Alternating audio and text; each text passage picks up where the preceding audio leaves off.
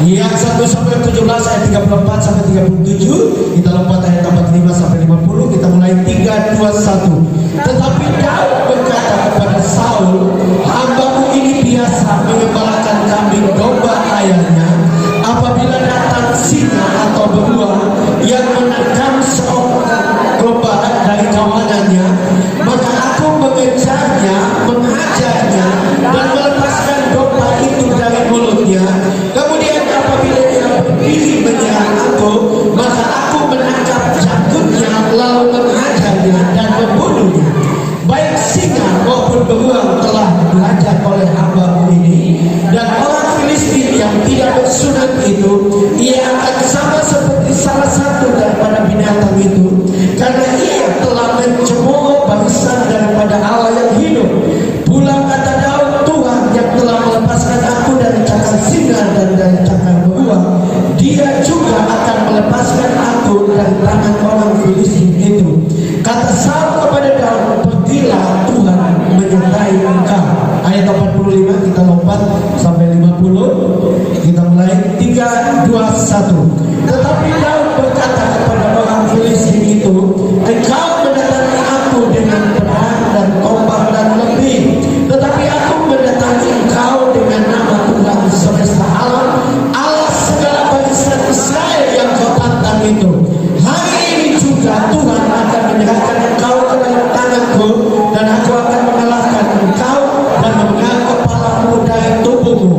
Hari ini juga aku akan memberikan mayatmu dan mayat tentara orang Filistin kepada burung-burung di udara dan kepada binatang-binatang liar, supaya seluruh bumi tahu bahwa Israel mempunyai Allah, dan supaya setiap jemaah ini tahu bahwa Tuhan menyelamatkan bukan dengan pedang dan bukan dengan lebih, sebab di tangan Tuhanlah pertempuran, dan ia pun menyerahkan kamu ke dalam tangan kami. Ketika orang Filistin itu bergerak maju menemui Daud, maka segera Daud berlari ke barisan musuh untuk menemui orang Filistin itu. Lalu Daud memasukkan tangannya dalam kantongnya, diambilnya sebuah batu dari dalamnya, diubahnya, maka kenalah dahi orang Filistin itu, sehingga batu itu terbenam ke dalam dahinya, dan terjerumuslah ia dengan muka ke tanah. Demikianlah Daud mengalahkan orang Filistin itu dengan ubah dan batu. Ia mengalahkan orang Filistin itu dan membunuhnya tanpa pedang di tangan. Amin. Silakan duduk kembali, Bapak Ibu saudara-saudara. Pagi ini saya ingin berkhotbah dengan judul menjadi pembunuh raksasa di tengah-tengah krisis COVID-19. Ya, kita harus sadar bahwa masalah yang terbesar yang ada di dunia saat ini adalah dengan adanya pandemi COVID-19. Ya, ini seperti raksasa yang besar. Ya, dunia sendiri mengakui mereka tidak mampu. Pemerintah kita Indonesia pun sebenarnya mengakui. Bahkan saudara, saya membaca berita bahwa di Belanda wabah atau pandemi ini mulai mengamuk lagi. Banyak orang menjadi korban. Rumah sakit menjadi penuh. Beberapa negara di Eropa yang beberapa waktu yang lalu Piala Eropa mulai baik sehingga mereka bisa dengan bebas nonton sepak bola tanpa menggunakan masker. Ya. Nah, hidup ini Bapak Ibu saudara, akui atau tidak akui, kita juga menghadapi peperangan. Ya, peperangan kehidupan kita secara pribadi, ya, masa depan kita, pekerjaan kita, ya, ekonomi kita menghadapi banyak hal, bahkan juga masa tua. Tetapi Tuhan mau supaya saya dan saudara sadar bahwa saya dan saudara ini bukanlah orang yang biasa. Amin. Amin. Kita adalah tentara Allah. Amin. Kita adalah para pahlawan yang gagah perkasa. Bagaimana supaya kita bisa menjadi pahlawan yang gagah perkasa? Tidak ada cara lain, kita harus makin sungguh-sungguh dengan Tuhan. Amin. Ya, jangan seperti ungke. Ya, ungke malas gereja. Ya, jarang gereja. Dan singkat cerita, satu pagi dia masuk, dia badannya bagus, sispek, ya. Jadi singkat cerita masuk ibadah, selesai ibadah, Pak Gembala ada di muka, jadi pegang tangan. Jadi waktu Ungke datang langsung Pak Gembala pegang tangan dengan kuat-kuat. Pak Gembala bilang, kamu adalah tentara Allah. Ya, Ungke kaget, ya. Dia bilang, Pak Pendeta, kita ini bukan tentara, kita ini inter. Dan itu sebabnya kita jangan masuk, ya. Saudara menjadi tentara Allah, jadi jangan jadi inter, ya. Karena Tuhan tidak punya inter, ya. Nah, Bapak Ibu saudara-saudara, Daud ini adalah seseorang yang luar biasa. Waktu saya dipercaya untuk menyampaikan firman Allah, ya, oleh Pak Gembala, dan Tuhan membawa saya kepada ayat ini. Saudara, saya kaget karena waktu saya cari tahu arti nama Daud. Saudara tahu arti nama Daud? Pak Gembala saudara Daud, ya. Saudara tahu arti namanya? Ya, saudara tahu? Pada ini jemaat tidak cari tahu nama Gembala. Tapi tahukah saudara bahwa arti daripada nama Gembala saudara itu berasal dari bahasa Ibrani David, yang arti dari bahasa Ibrani David yang dalam bahasa Inggrisnya adalah mempunyai arti beloved. Beloved itu artinya dikasihi. Amin. Jadi Pak Gembala ini dikasihi Tuhan. Amin. Dan dikasihi jemaat juga. Amin. Nah, Daud adalah seorang yang kalau saudara kita belajar dengan baik, kita menemukan bahwa Daud tidak sempurna. Ya, bahkan saya berani mengatakan bahwa Daud lebih baik dari kebanyakan kita di sini. Kenapa? Karena kita lebih baik dari Daud. Kebanyakan kita di sini lebih baik dari Daud. Kenapa? Karena kita tidak pernah bunuh orang, betul tidak? Ya, atau ada yang pernah bunuh di sini? Ya, tidak apa-apa sih. Tapi Daud bunuh orang, rampas istri orang, ya. Dan ini sebenarnya Daud adalah seorang yang sebenarnya secara ukuran manusia itu tidak mungkin bisa mencapai hal yang luar biasa. Bahkan saudara sampai sekarang orang Israel masih bangga dengan Daud. Ya, saudara perhatikan bendera Israel saja itu bintang Daud. Saking idolanya. Karena memang hidupnya luar biasa. Bahkan kalau saudara dan saya baca Alkitab, ya, hanya 3 orang yang Tuhan keluar dari mulutnya berkata bahwa aku berkenan kepada dia, yaitu 1 Henok, 1 Daud, dan 1 Tuhan Yesus. Luar biasa. Kenapa? Karena Daud adalah orang yang memiliki satu cara kehidupan yang luar biasa. Dia dalam perjalanan imannya, dia makin lama, dia makin belajar untuk percaya kepada Tuhan. Bahkan makin lama tujuan hidupnya itu hanya untuk memuliakan Tuhan. Amin. Dia hanya punya tujuan untuk segala sesuatu itu untuk mendatangkan kemuliaan bagi nama Tuhan. Dan akhirnya dia menjadi orang besar. Bahkan tahukah saudara, dari keturunannya lahirlah Mesias yang menjadi juru selamat. Jadi kalau saudara mau menjadi orang yang luar biasa di hadapan Tuhan, belajar dari Daud. Kalau saudara ingin keluar keturunan, mau anak, cucu, cicit, mau sampai keturunan yang jauh diberkati oleh Tuhan, belajar dari sifat Daud. Dia adalah orang yang luar biasa. Saya sangat kagum dengan orang ini. Dia tidak sempurna, tapi Allah sendiri kagum. Kalau saudara membaca 1 Samuel, 2 Samuel, 1 Tawarik, 2 Tawarik, raja-raja, 1 raja-raja, saudara akan selalu lihat kalau raja yang baik, Tuhan selalu berkata dia beribadah kepada Allah seperti Daud. Luar biasa, luar biasa.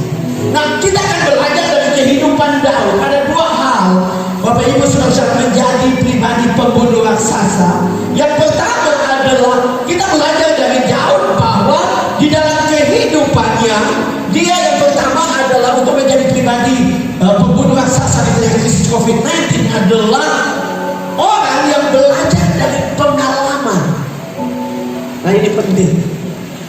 Ya, orang-orang yang kuat adalah mereka yang belajar dari pengalaman. Daud berkata kepada Saul bahwa dia biasa mengembalakan kambing domba, dan apabila ada seekor singa atau beruang datang menyerang, ya, dia dapat mencabik singa dan beruang. Nah, ini luar biasa, ya. Ini luar biasa. Tetapi apa yang lebih luar biasa adalah Daud menganggap bahwa Goliat yang dia sedang hadapi, raksasa yang sedang dia hadapi, itu tidak beda dengan binatang yang pernah dia bunuh. Dia belajar dari pengalaman itu. Dan kalau saudara lihat dia terus bertumbuh di dalam pengalaman dengan Tuhan, pengalaman peperangan. Ini awal. Tetapi saya mau katakan ini justru cara Tuhan. Nah, kita baru baca sebenarnya, kita lihat ke belakang pasal 16 itu baru dia diurapi menjadi raja. Ya, artinya dia baru saja mendapatkan urapan sebagai raja, tetapi bukan berarti. Nah, saya ingin katakan kepada saudara, saudara sungguh-sungguh dengan Tuhan tidak berarti tidak ada tantangan, tidak ada masalah. Hidup ini penuh dengan tantangan. Dan sebagai orang percaya, tantangan itu adalah cara Tuhan untuk kita mencapai apa yang disebut dengan destiny Tuhan, takdir Tuhan, rencana Tuhan yang besar. Karena itu waktu menghadapi tantangan, peperangan, masalah, ya, seperti COVID yang sedang kita hadapi, saudara tidak perlu takut. Karena inilah waktunya Tuhan akan menyatakan kemuliaan-Nya. Amin. Tuhan akan menyatakan pembelaannya. Tuhan akan lebih menyatakan mujizatnya. Tuhan akan lebih lagi membuka pintu-pintu berkat. Tuhan akan lebih lagi melakukan hal-hal yang luar biasa. Kalau kita mau belajar seperti Daud. Amin. Saudara, Saul sendiri khawatir. Dia berkata, wah, orang yang kau hadapi adalah seorang tentara yang sudah berpengalaman, ya, dan semua ukurannya itu double daripada kekuatan atau kemampuan Daud secara fisik. Tetapi saya sekali lagi mau katakan, belajarlah dari pengalaman, karena Tuhan kita adalah Tuhan yang bekerja terus menerus. Dia masih bekerja. Amin. Dia akan terus bekerja. Nah, saya waktu menyiapkan ini, Tuhan membawa saya kepada Keluaran 3 ayat yang ke-14. Keluaran 3 ayat 14. Waktu Musa diutus untuk membebaskan orang Israel dari Mesir, Bapak Ibu Saudara-saudara, dengan jelas bahwa Musa ketakutan karena Mesir pada waktu itu adalah satu-satunya negara atau bangsa adidaya pada waktu itu, seperti Amerika atau Uni Soviet pada waktu berapa puluh tahun lalu, ya. Jadi negara yang paling kuat pada waktu itu.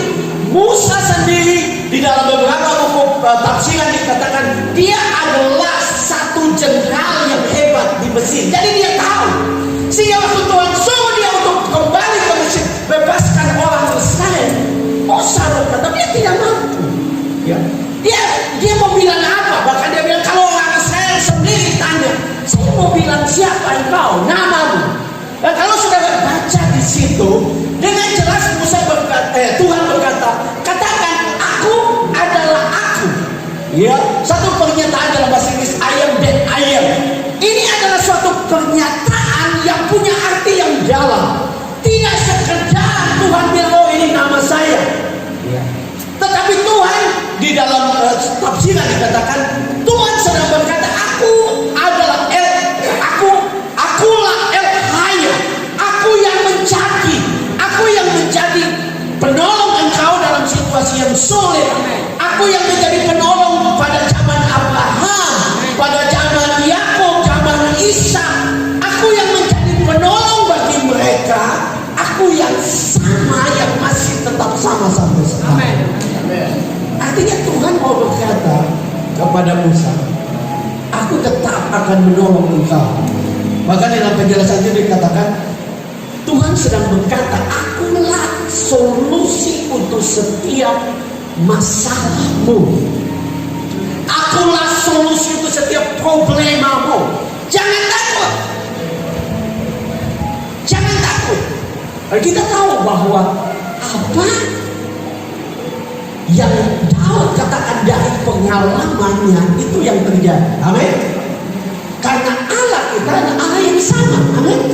Allah yang terus bekerja. Ya. Nah, waktu saya menulis khotbah ini, Tuhan juga ingatkan saya, saudara-saudara, dengan pengalaman hidup saya. Pengalaman hidup saya tidak terlalu bagaimana, tetapi saya belajar, ya, belajar dalam perjalanan hidup saya. Bahwa Tuhan itu setia. Ya. Waktu saya ada di Ambon 5 tahun, kemudian kerusuhan terjadi dan tidak tahu mau kemana karena situasinya begitu kacau di Ambon. Dan saya berangkat ke Malang dengan istri dan anak. Dan di situ Tuhan menunjukkan bahwa Dia adalah Allah yang memelihara.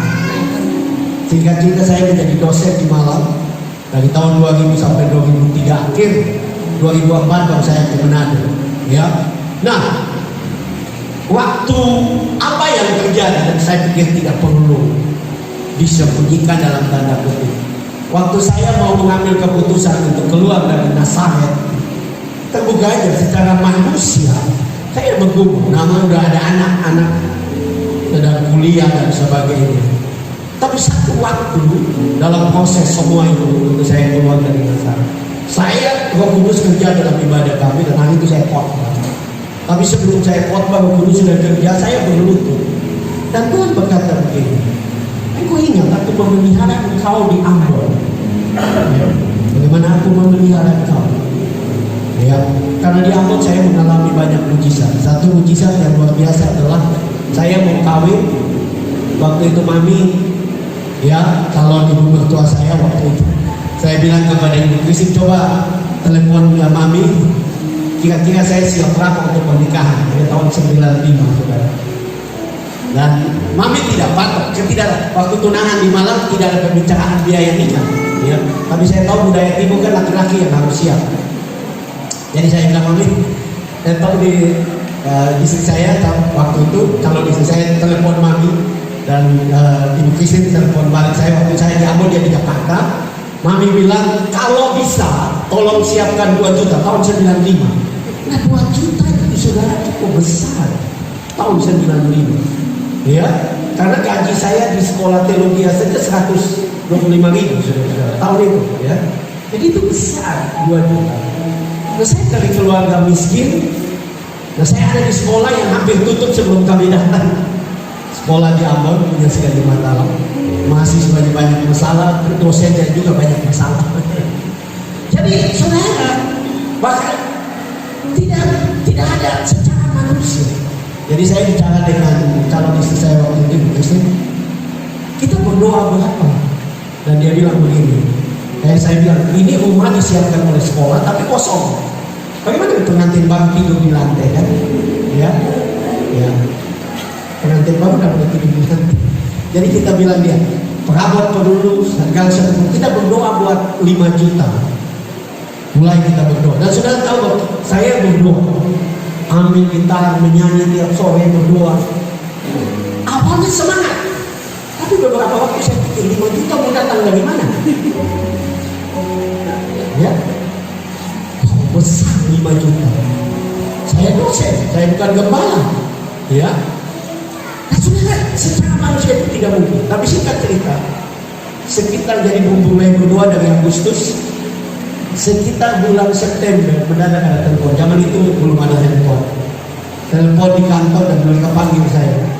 Dan saya datang ke kantor dan saya terima telepon. Dan orang itu memperkenalkan diri. Dan yang luar biasa dia berkata, karena dia lebih tua dan saya tahu, dia bilang, Frans, Tuhan bicara kepada saya, kasih kamu 10 juta rupiah untuk kata saya tahun 95, saya menangis di telepon. Ya, itulah ayat firman Tuhan yang berkata, Tuhan menjawab doa yang kita doakan dan kerjakan. 10 juta. Nah, kembali kepada kebenaran. Saya belajar. Jadi waktu apa yang saya mau ambil keputusan untuk keluar dari Nazaret, waktu saya menuntut Tuhan bicara, kalau aku bisa memelihara engkau di Ambon, aku memelihara engkau di Jawa, aku juga akan terus memelihara engkau. Aku Allah yang sama. Amin. Mungkin engkau datang pagi ini dengan banyak masalah pergumulan termasuk ekonomi. Allah yang memelihara engkau. Kalau sebelum krisis dia yang memelihara engkau, di krisis ini pun dia yang memelihara engkau.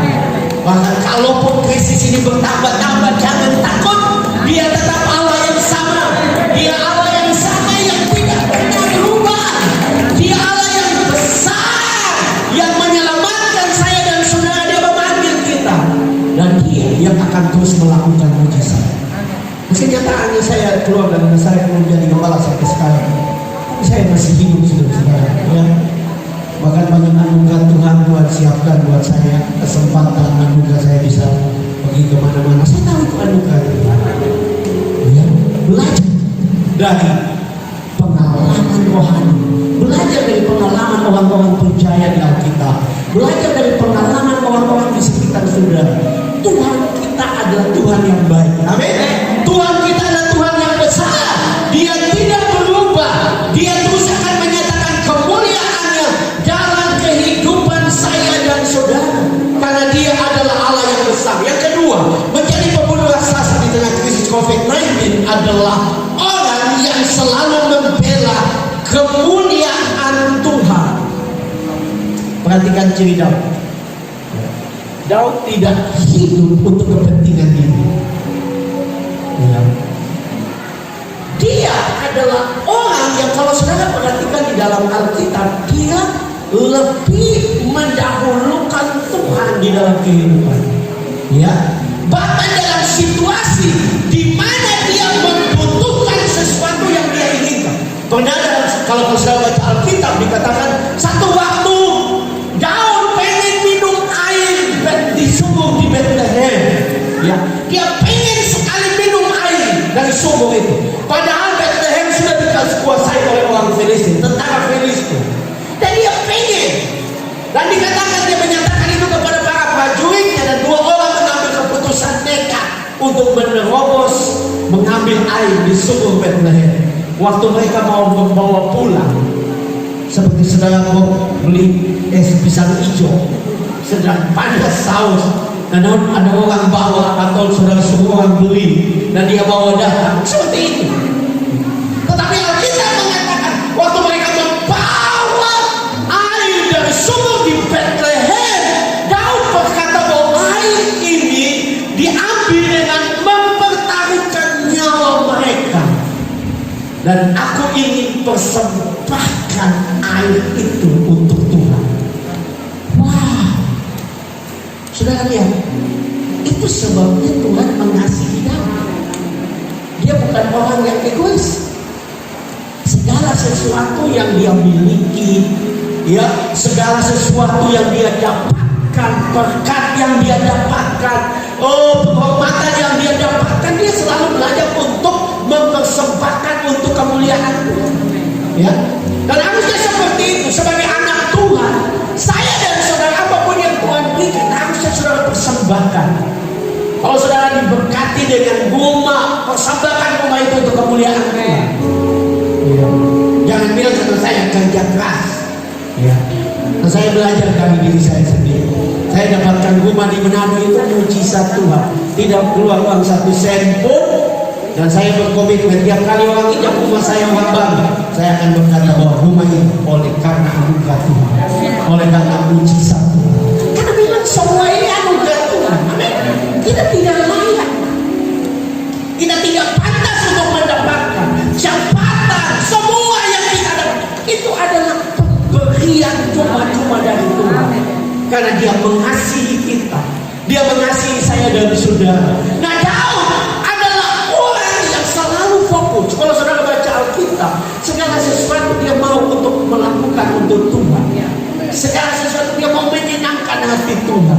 Nah, puncak daripada kesungguhan Daud mendahulukan mempermuliakan Tuhan Alkitab mengatakan bahwa dia sudah tinggal di istana. Dan satu waktu dia punya ide. Saya mau katakan kepada saudara, ide ini tidak datang dari Allah. Ide ini tidak pernah dibicarakan oleh nabi-nabi, hakim-hakim sebelumnya. Tidak ada satu orang, bahkan Abraham pun tidak. Ide ini adalah membangun bait Allah. Sampai Tuhan sendiri sedikit protes kepada Daud.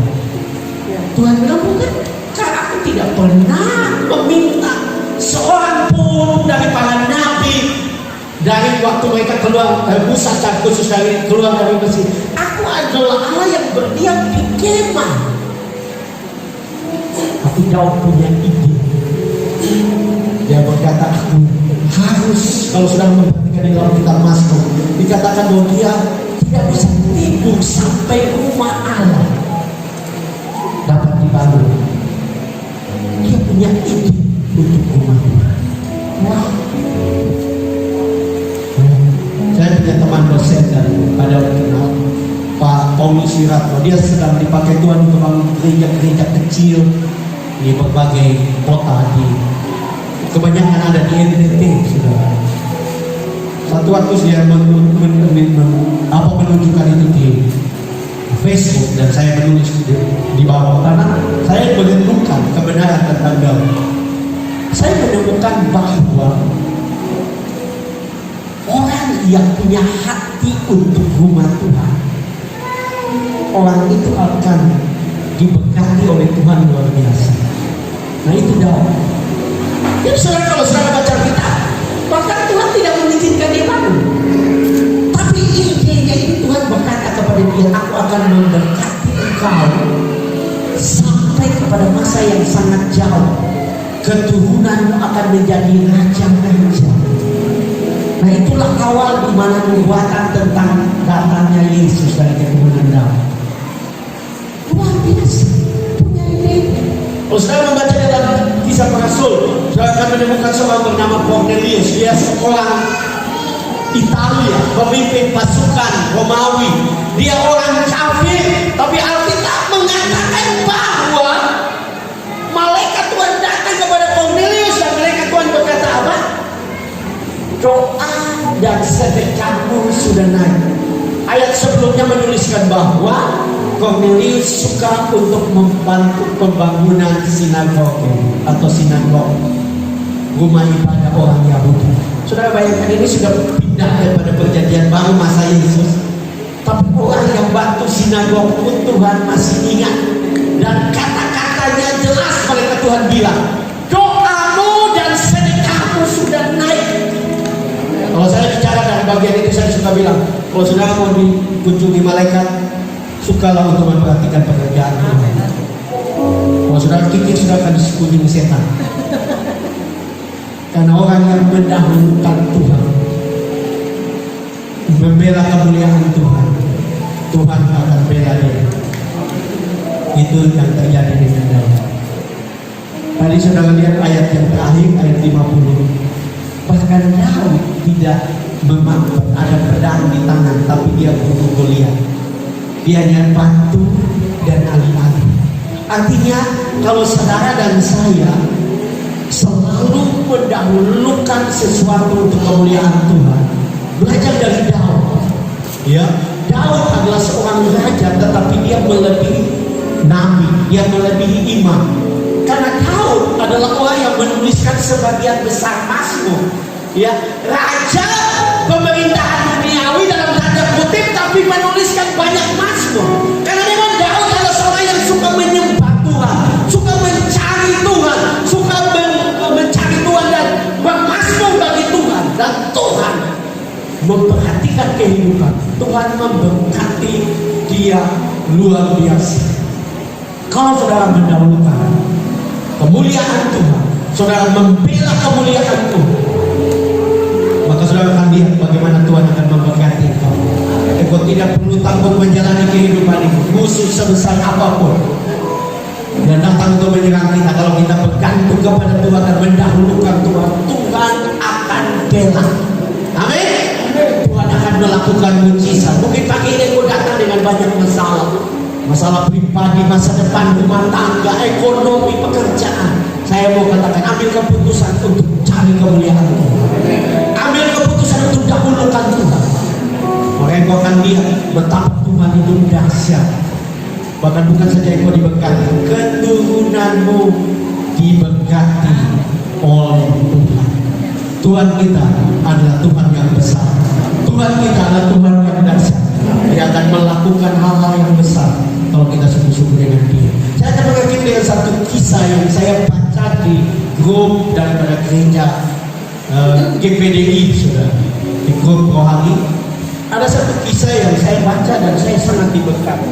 Dikatakan bahwa satu pagi pada hari Minggu, seorang pendeta sudah siap untuk berangkat. Dia sudah ada di garasi mobilnya. Anaknya sedang sakit di kamar. Waktu dia mau berangkat, istrinya datang dan menangis berteriak, "Papa, anak kita meninggal dunia."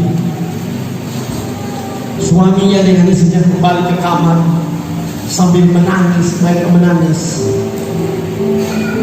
Ibadah sudah mulai dan mereka berdoa. Dan suaminya berkata kepada istrinya, "Ma, saya harus pergi untuk berkhotbah." Dan istrinya marah, "Anak sedang meninggal, sekarang kamu mau pergi khotbah?" Dia bilang, "Saya harus pergi untuk menyelesaikan tugas saya." Dan dia pergi ke mimbar dan dia berkhotbah begitu semangat pagi itu. Dia tidak beritahu jemaat, jadi dia khotbah. Di akhir dari khotbahnya dia bilang, "Saya ingin beritahukan jemaat, sebelum saya datang tadi, anak saya sudah meninggal." Dan jemaat semua menangis. Selesai ibadah mereka langsung berlari ke rumah gembala. Tapi mereka kaget, anak itu sudah bangun dan sedang bermain dengan teman-teman. Saya mau katakan kepada saudara, Tuhan kita adalah Tuhan yang baik. Kalau engkau bergantung kepada Dia, engkau akan melihat kemuliaan Allah. Kalau engkau selalu mendahulukan Dia, engkau akan melihat pembelaan, promosi, berkatnya, anugerah, mujizat engkau akan alami dalam hidup.